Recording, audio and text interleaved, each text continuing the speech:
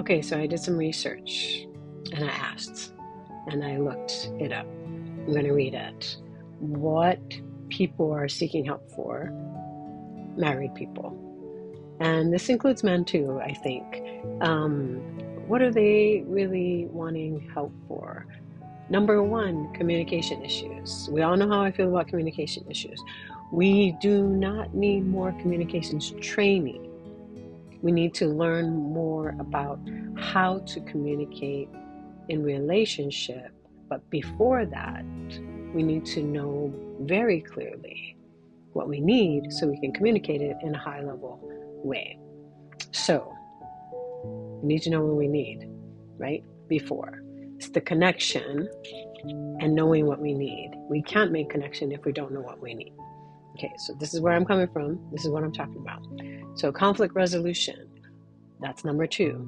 We can't have any conflict resolution if we do not know what our conflict is actually about.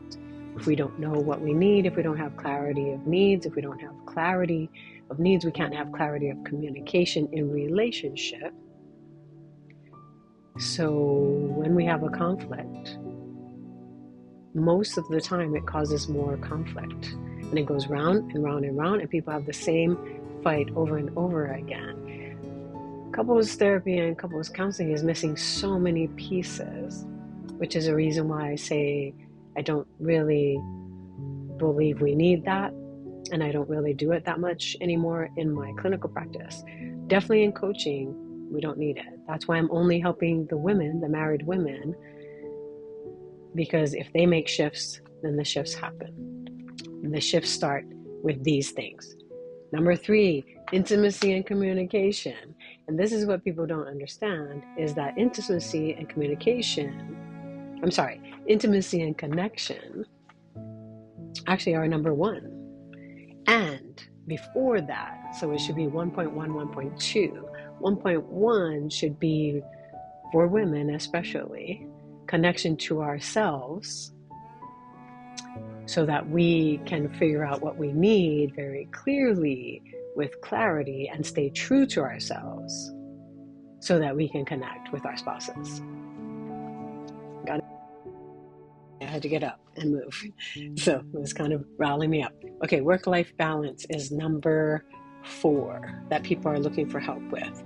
Work-life balance doesn't have to be that complicated if we're connected.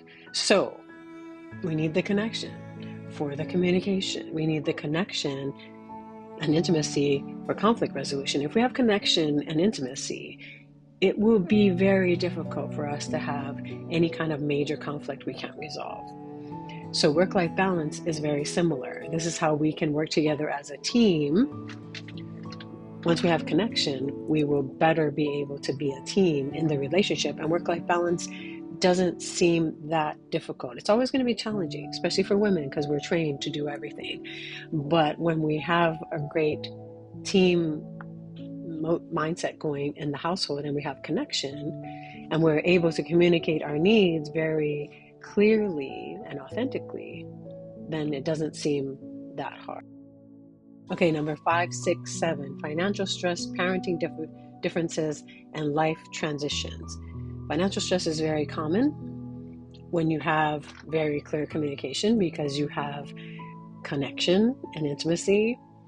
You can figure those things out, especially when you work as a team. Parenting differences, very similarly. So this is where a lot of the things that come before all of this is that we need to know what those values are, and hopefully we're having those conversations before we get married, but most of the time that doesn't happen. So if we have strong connection and intimacy, we're more likely going to be able to discuss these things in a way that benefits the children first and benefits the family. Trust and jealousy is number 8. That's a big one. And I think if we have connection and intimacy, if that's our priority, and being in this thing together, if that's really strong, then it's less likely we're going to have trust or jealousy. And also, if we have past issues of trust and jealousy, that's an individual problem. And that's an individual issue that that person needs to get help with. If there's an issue in the relationship from the past, then the one who broke the trust will need to work really hard at creating safety again in the relationship, which is part of what I do.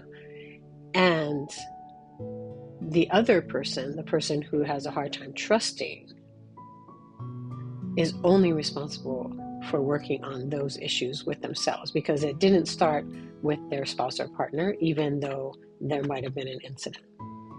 So that's a complicated issue. But again, if we have built the foundation of connection, creating safety, connection, clear communication, high-level communication, then it is less likely that we will have these issues. And even if we do, we will figure out how to work them through.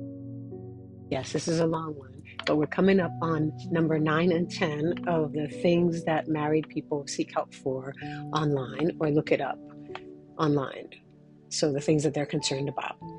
So before I do that, I want to say that if you don't know me, I'm Dr. Ka'ahanui. I'm a licensed clinical psychologist and empowered relationship coach. I have a program called the Empowered Relationship Accelerator, and I help high-achieving, professional, successful married women connect or have more love and connection in their marriages, or reconnect in their marriages without waiting for their spouses to change. Dun, dun, dun. Number 9, personal growth. A lot of couples may struggle to support each other's individual growth while maintaining the relationship. And this is all about, for women, a lot of times they do put aside their self-care. This is a lot of what I do in my program. Self-care, they put aside their needs for other people, particularly in relationship. They're taught to do that. We're trained to do that societally, sometimes culturally, and so by our parents or grandparents or whoever, or that's what we saw, or that's what we watched.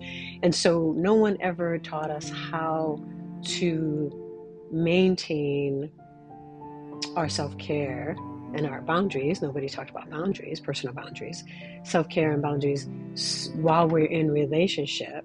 They only taught us how to serve other people and serve the relationship, particularly if we are women. So that is something that we do address in the work that I do very early. So it's all about reconnecting with yourself, reconnecting with what you need, being very clear about what you need, giving that to yourself first, figuring out ways for you to meet those needs through self-care and self-love, and then being very clear about how and what you need from the relationship to feel loved, seen, heard, safe, all the things. But our happiness, our worthiness, and our confidence comes from our own empowerment and our own learning how to take care of ourselves. So that's prioritizing, that's self-care, that's putting it in our schedule, but we have to know what it is first. And then it's all about making sure we stay connected to ourselves throughout the relationship, and that's the only way we can do that. So the last one is external stressors, pressures from family, work, social obligations, etc., that affect the dynamic of the relationship or the marriage.